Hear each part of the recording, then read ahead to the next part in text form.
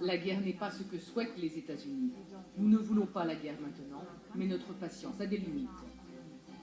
Les mots durs et la colère de l'ambassadrice américaine à l'ONU après le nouvel essai nucléaire de la Corée du Nord. Mais le monde semble bien impuissant face aux provocations de Pyongyang. De nouvelles sanctions vont être adoptées. Étienne Lénart nous expliquera pourquoi elles ne marchent pas.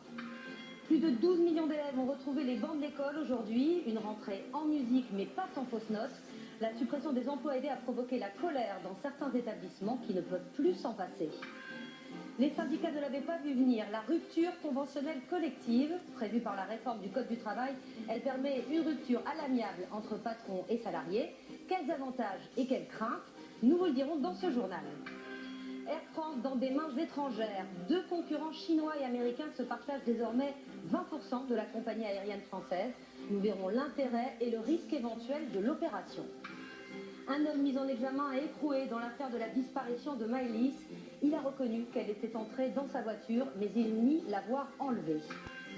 0 pointé ou 10 sur 10. Aujourd'hui, vous pouvez noter un taxi, un restaurant, un hôtel, une livraison.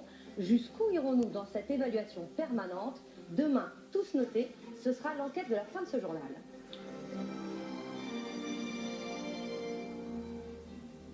Bonsoir, bienvenue dans le 20h.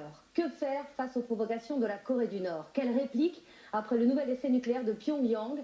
La Corée du Sud manœuvre, les États-Unis menacent et l'ONU sanctionne.